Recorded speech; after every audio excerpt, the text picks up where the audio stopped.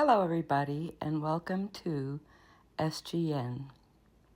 My name is Aida and I'm the founder and creator of SGN, or as you all know, Studio Gma Nails.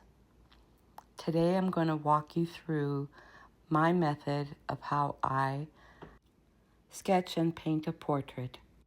One of the things I'm going to attempt to do is to show you how I am going to paint this portrait, okay, that I did in oil painting years ago. That's my version, and this is the photograph. My version, photograph. Okay, that's the first thing we're going to be doing. The next thing we're going to be doing is adding some paints to my palette that I've already cleaned up for you guys to show you what it looks like. It actually comes with 18 wells. This is mine that I've had for, oh gosh, over a year now, I think. And so let's start off by looking at some of these colors and filling the wells. So this one is black. And I just want to show you guys the consistency of this color. It's just freaking amazing. It's just, look at that. Look at that. Look at how thick that is. Just take some out of the bottle. And you can actually dip it right into itself and get some in there.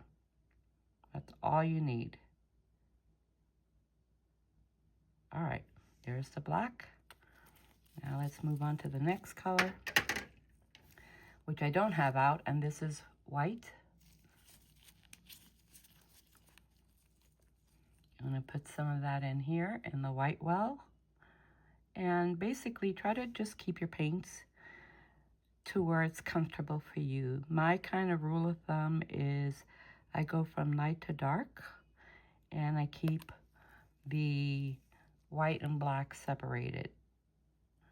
Now, remember, this is highly, highly pigmented, so a little bit goes a long way.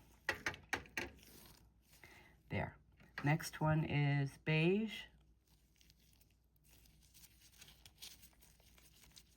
And we're going to add that to this well right here. As you can see, I just roll the brush and it comes right off.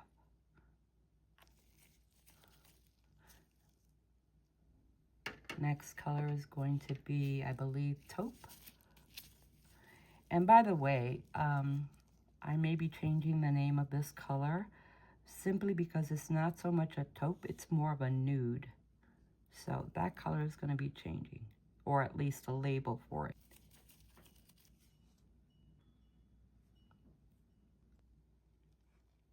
Okay, so the next thing we're going to do is take our nail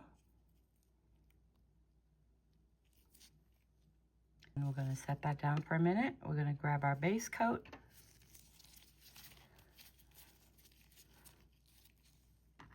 Now we're going to take our base coat and we're actually going to put a thin layer of the base, and this base is super, super thick. So when I say a thin layer, I really, truly mean a thin layer.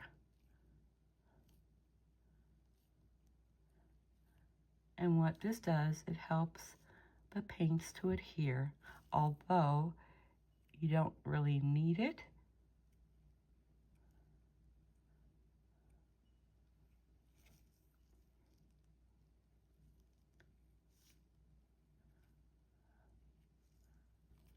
We're done with our base, and now let's pop it in, and I'll be right back. Okay, I'm back, and so now it's nice and ready to go. So one way you can do paint it on is to use the brush method. In other words, this one here. This brush method, because it already has the gel polish on there, you just paint it on. And then you'll have your base. And so I'm just gonna do that, paint this on. And my hand's not that steady this morning for some reason. But anyway, because these gel polishes are so viscous, so thick, you really just need the thinnest coat possible. So here we are, that's the thinnest coat, and I'm gonna set this in the lamp. So while it's curing, I'm gonna show you one of my brushes that is coming out in my new set. This is SGN's nice brush for filling in areas. You get a nice detail one. The most detailed brush, I believe, is either 4 or 5 millimeter, probably a 4. Then in the meantime, I'm using these brushes, and I have a huge variety of brushes at my disposal right now. This one here is a 5 millimeter, and it's double-ended, so I have the same brush on both ends. So I'll clean one and use the other one, and then vice versa. The next brush I use is this really cool wooden-based brush. This is actually made to apply gel to your fingernails when you're doing extensions, but I like it because it also fills some really nice areas when you need to. And then lastly, if I need a couple of brushes to get in somewhere to clean up, I might use this one because it's a little beat up, but it's still really nice. And I also use, let me show you here,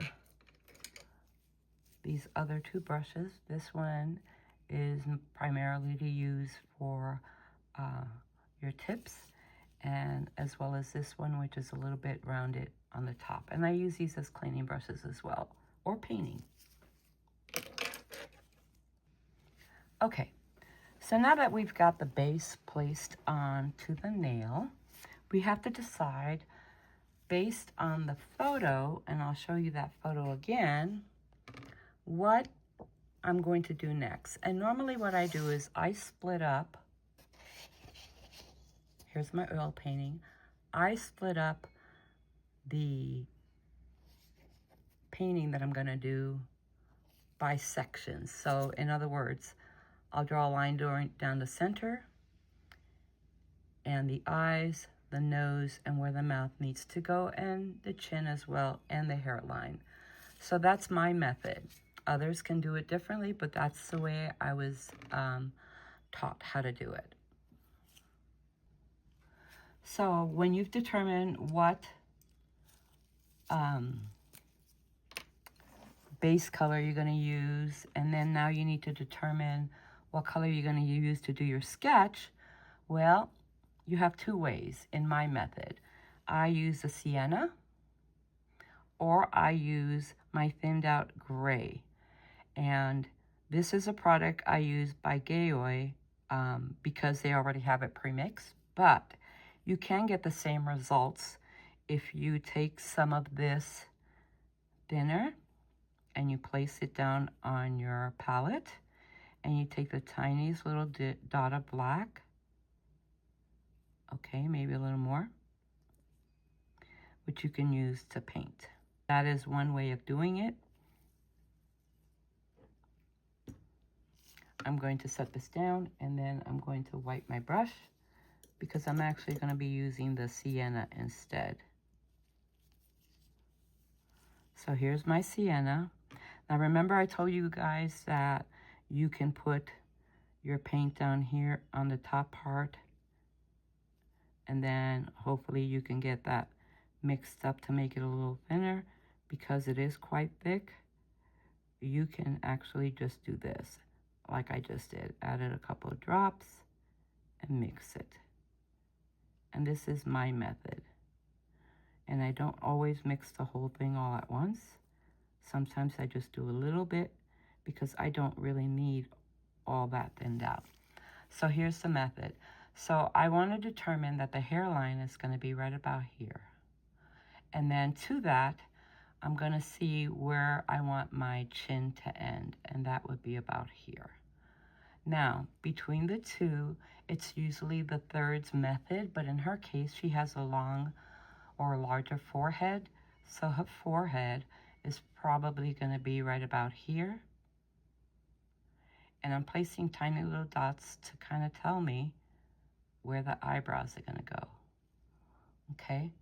And then I'm going to place a couple more dots or a line, something to indicate where the eyes are going to go. Now remember, the eyes, and that one doesn't look too good, so I'll just bring it down a little bit. Now remember, like I was starting to say, the distance between where the eye begins is important, because you do not want to place the eyes too close together or too far apart. So you kind of have to judge, and everything is relative. What I mean by that is, if, for example, the eyes are here, and I'm just going to place them right there, and I think that's about right.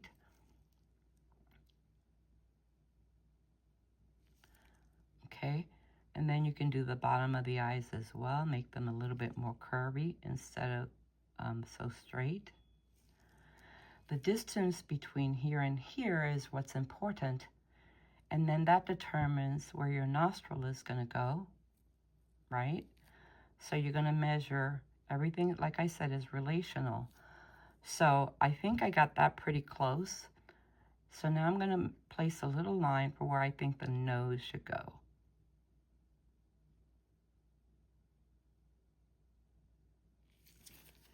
And again, I'm going to take my brush and then determine where the mouth is going to go. And the nostrils, I believe, will be about here and about here.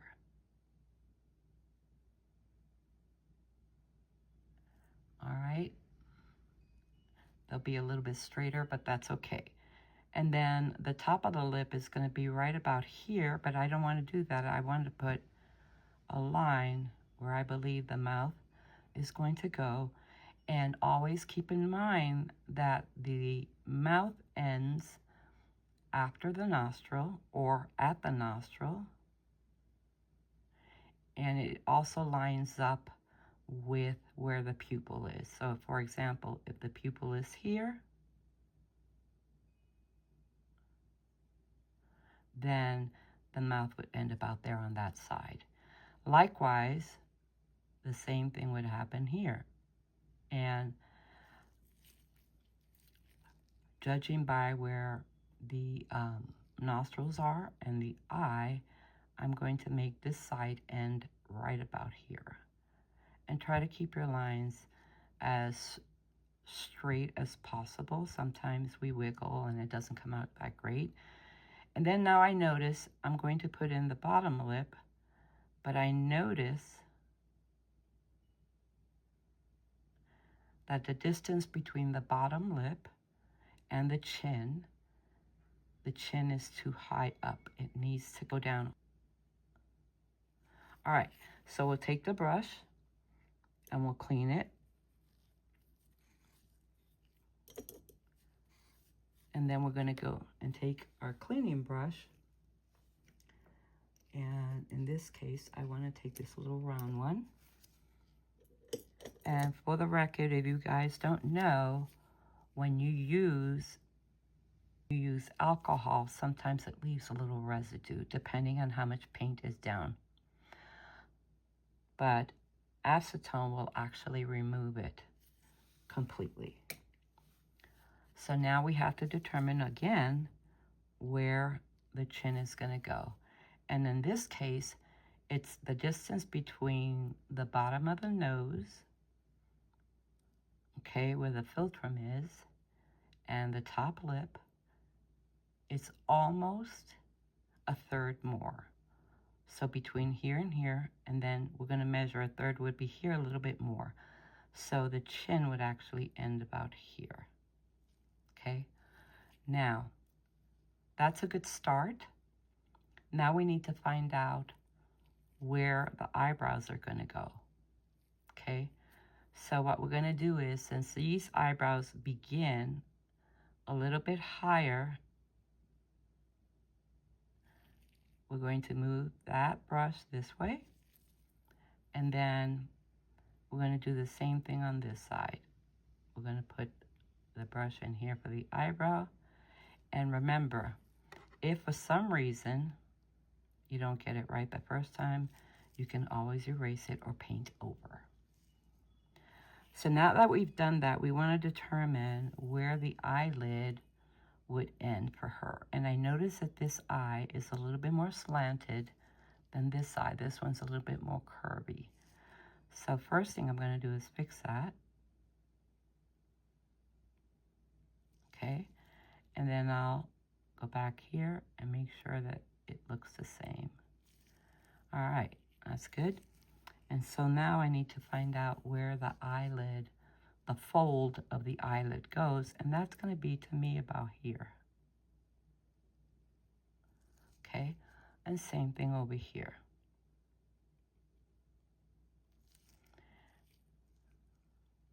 And it's okay if it gets painted all the way through. That's perfectly fine, because remember, this is just a main drawing.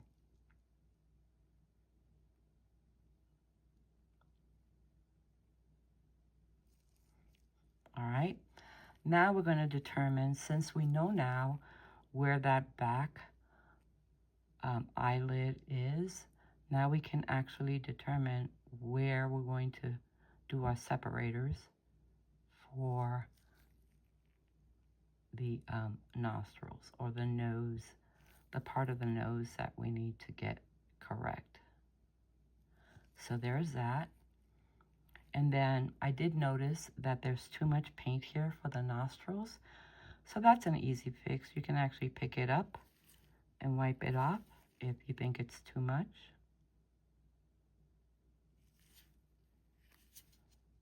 And then now we have to determine where the curve of the nose is. So we know it's about here.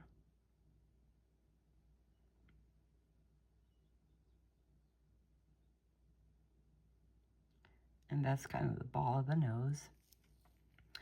We know that her nose is a little bit longer and narrower right about here.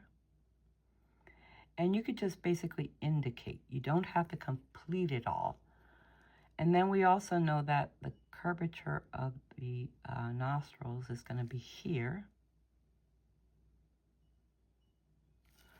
So we're going to curve that in. There we go. And that's that. And now we got to figure out where the top lip is. So I always sort of center it. And the top lip in this case is in her mouth, I should say. It's a little pointy. So we're going to go down. We're going to end it where the nostril ends. And we're going to go down and end it where the nostril ends here. Okay? That's your top lip. And in case you did not know, because I have not cured this yet, you can take some of the paint from the bottom and put it, or use it to paint the top lip. Now, she also has a little bit of a curved line here. And she also has a little bit of a curved line here, not very much, so. All right, so now that we have that done, you always have to remember there's going to be a shadow under the lip.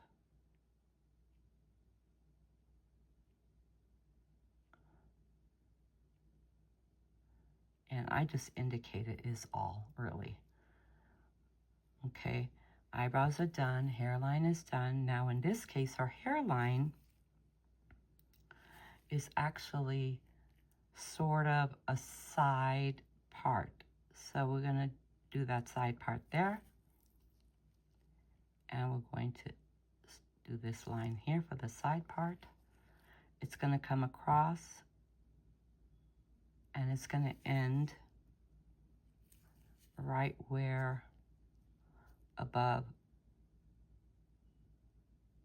the eyebrow, and you're going to have some space between there and there when the face ends. And same thing on the other side, there is a distance between there, so we can come down just to indicate for ourselves that's where it's going to go. Okay, and then the next thing we want to do is to find the shape of the face and define that, because if you don't know whether it's round, oval, square, you might make mistakes.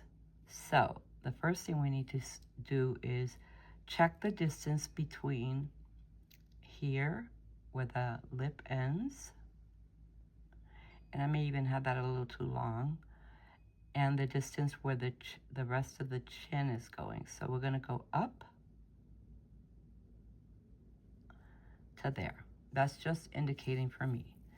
Same thing here, and if you're having a trouble trying to keep your hand painting it in this direction like this, just turn your nail form. And the same distance between here and where the chin ends is what we want. Keeping in mind that we're going to end it right about there. That's almost identical to the other side. That's it. Now, this particular portrait actually has the neckline showing. So to determine the neckline, you want to be able to draw your line and try to test the difference, or rather measure the difference in your head of where that's going to end. So if I look at my photo, it actually, this neckline actually starts right about here. So that's my line of demarcation for where the neckline is going to end. Okay, and then on this side, it actually begins in where the pupil ends. So if the pupil ends here, you kind of draw an imaginary line, and you now know that the line is going to be about here. So if you have trouble going straight down, turn your nail and just do a straight line as best you can. Now, she happens to have a fairly decent long neck. There's not a whole lot we can do about that, right? Some people do, and that's okay. So you want to make sure that you do your curvature of your back. And then this line is already here. I'm determined to kind of change that line, so I'm going to grab my brush again to clean. This time it's going to be the one I use for Frenchies, and it's not this one in particular, but I'm going to remove some of that. Okay, and then I'm going to paint where I think it belongs, and it actually is right about here, a little bit closer. Now, the way the neck is set, it actually isn't that straight right there, so we're going to curve that a little, and the way you do that is you just take it up, and now you have your little curve.